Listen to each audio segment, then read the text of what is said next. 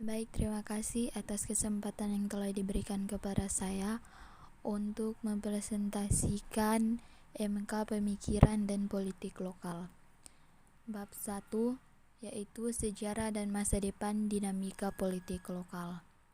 Sejarah perkembangan desentralisasi di negara-negara yang diklaim sebagai sumber lahirnya demokrasi berpangkal dari politik lokal. Sejarah politik lokal terbagi dalam beberapa tahapan masa, yaitu penjajahan kolonial Belanda, penjajahan kolonial Jepang, pasca kemerdekaan tahun 1945, Republik Indonesia Serikat tahun 1948 sampai 1949. Demokrasi parlementer, demokrasi terpimpin, Orde Baru dan pasca Orde Baru. Peristiwa-peristiwa bersejarah menandai hadirnya politik lokal di Indonesia. 2. Masa penjajahan kolonial Belanda. Pemerintah kolonial Belanda menerapkan aturan hukum berupa Reglementer op de Land, Regering van Rijn India 1855-2 yang sangat konservatif. Ciri dari sistem pemerintahan kolonial sebelum kemerdekaan adalah sebagai berikut, yaitu pemerintah tidak langsung. 2.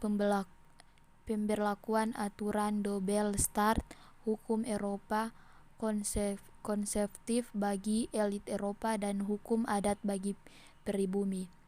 3. Kebangsaan elit pribumi berdasarkan garis keturunan kerajaan sebagai wakil pemerintah kolonial di luar Pulau Jawa.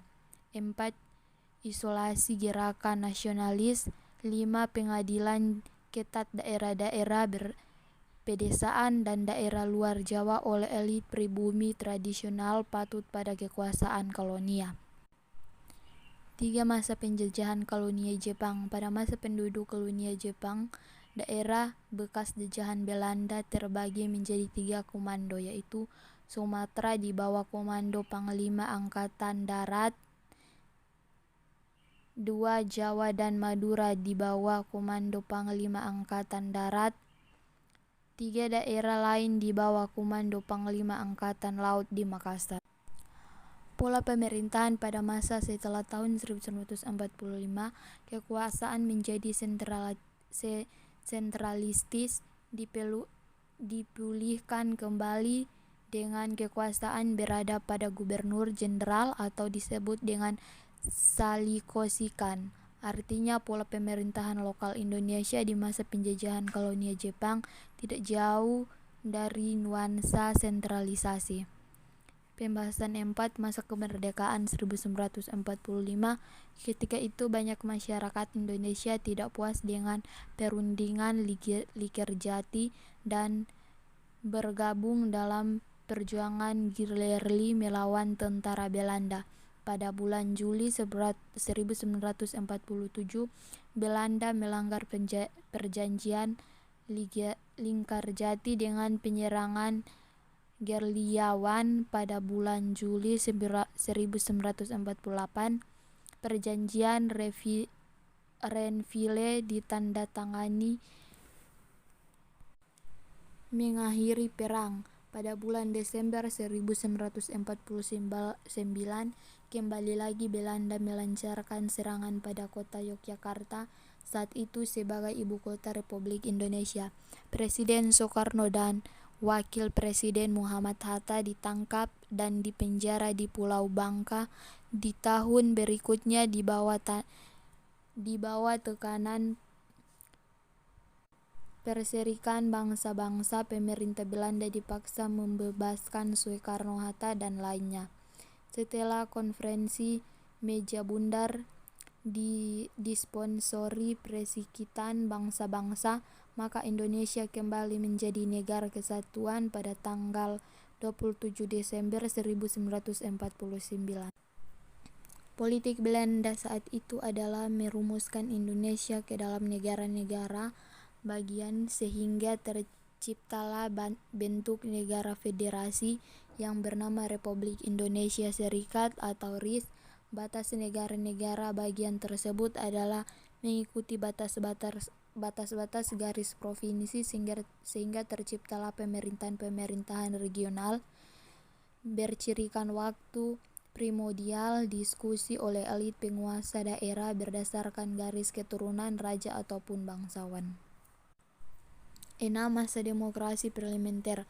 Pada masa demokrasi parlementer 1950 sampai 1959 lahirlah UU nomor 1 garis miring 1957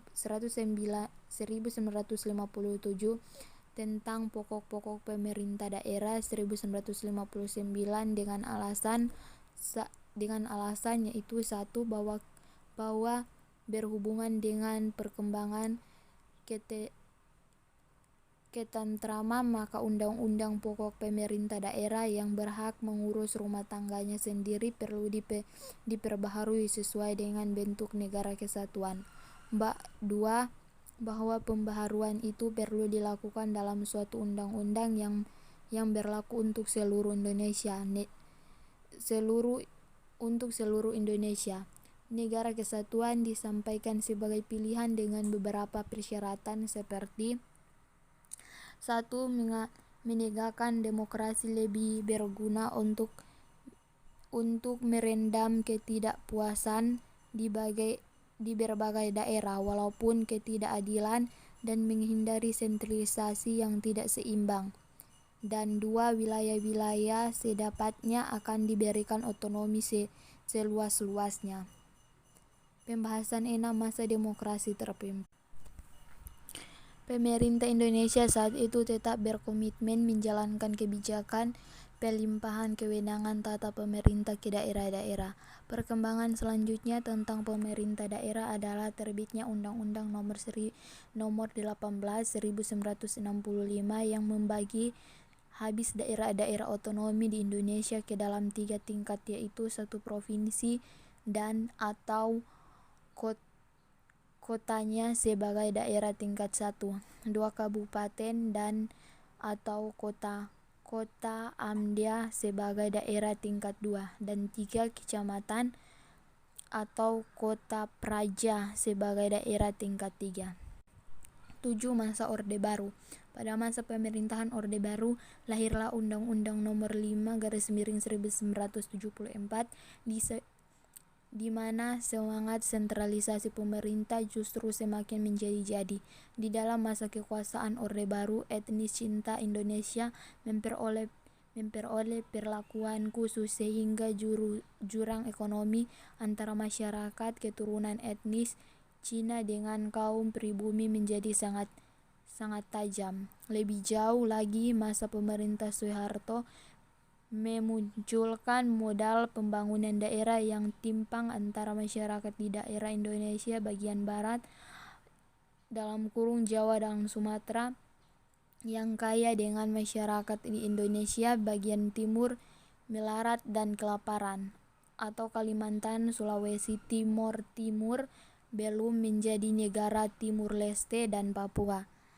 Ketimpang tersebut menjadikan pembangunan tidak merata di daerah pedesaan dan kemiskinan di daerah perkotaan. Meningkatkan jumlah penduduk perkotaan sangat pesat sehingga peningkatan gejala penyakit sosial seperti tidak kriminal, kemiskinan dan masalah gizi dan nutrisi semakin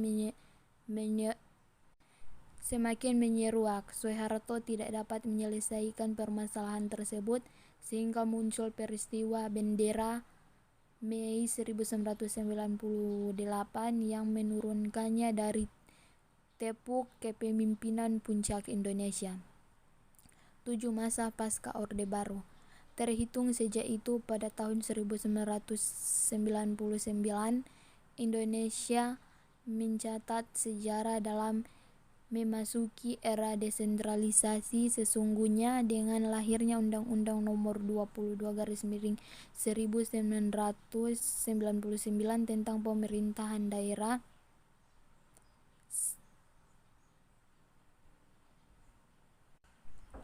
Desentralisasi membuka peluang politik lokal mencari jalan keluar menuju kemandirian daerah.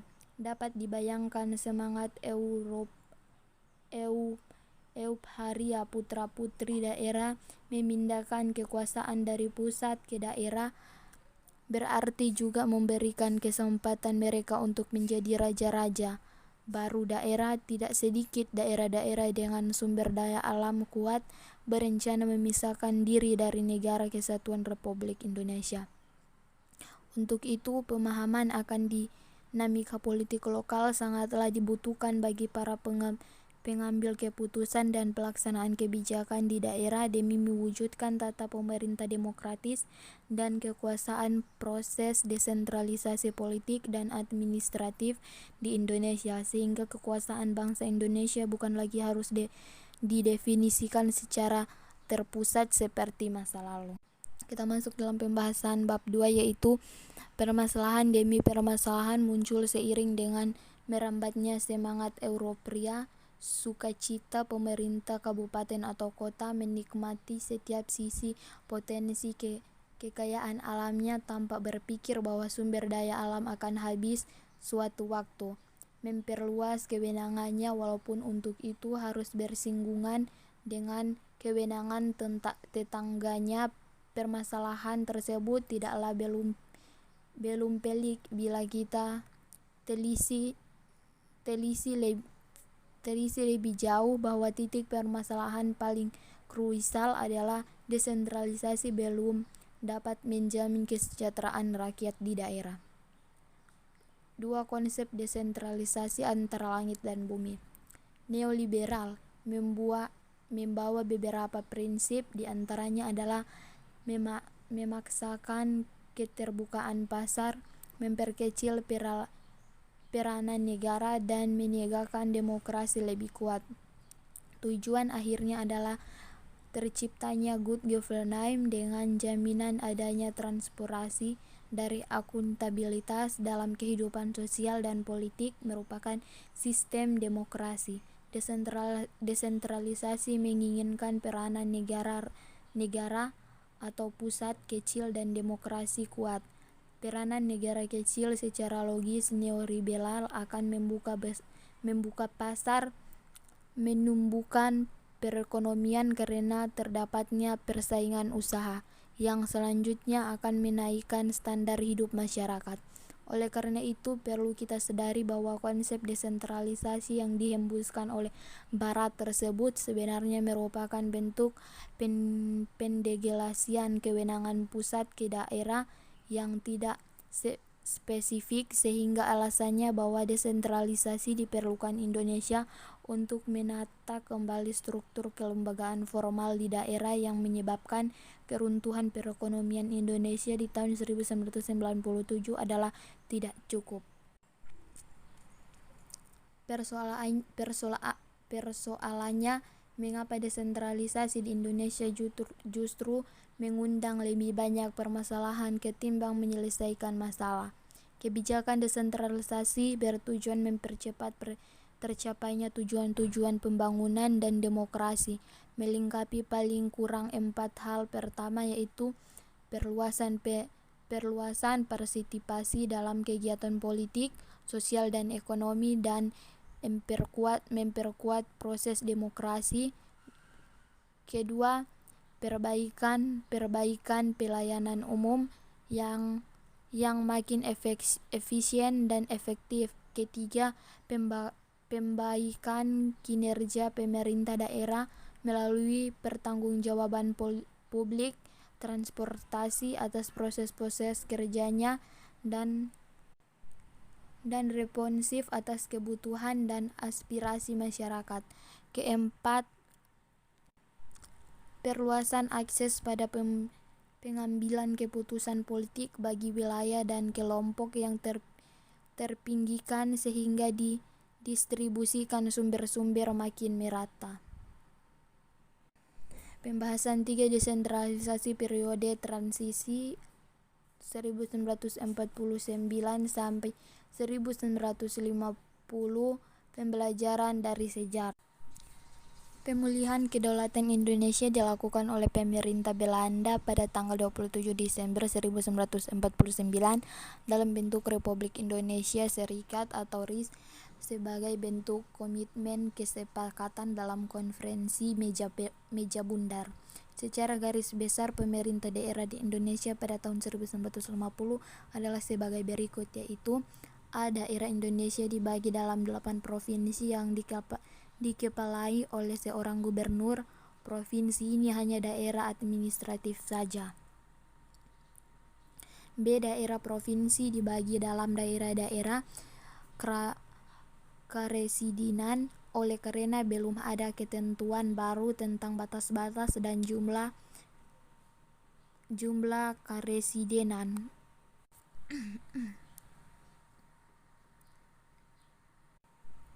Sesuai peraturan atau perliharan UU dan PP 1945 nomor 2, jumlah karesidenan menurut batas-batas yang lama masih dilanjutkan sebelum diadakan peraturan atau perubahan baru. C. Di samping gubernur dan residen diadakan komitmen nasional daerah yang asalnya hanya badan bantuan dari gubernur dan residen atau Muslimin 1959 28 Undang-Undang Nomor 1/1957 mensyaratkan pembentukan Dewan Perwakilan Rakyat Daerah yang bertanggung jawab terhadap pemilihan dari A. Kepala Daerah, B. Ketua dan Wakil Ketua Dewan Perwakilan Rakyat Daerah, C. Anggota Dewan Pemerintah Daerah atau DPD. Masalah demi masalah desentralisasi dalam pemerintah daerah bermunculnya seiring dengan perkembangan sejarah yang tidak dapat meninggalkan warisan sejarahnya. Tujuan menyelenggarakan peraturan mengenai pemerintah daerah adalah baik karena berusaha menghilangkan ansir-ansir jahat politik David et Prophet Belanda terhadap daerah-daerah Indonesia. Ternyata taraf kemajuan dan kemampuan daerah berbeda-beda.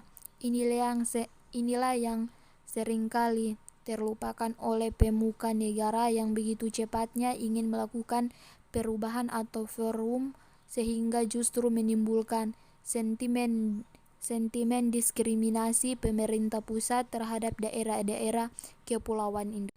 Sekian dari presentasi saya dan terima kasih.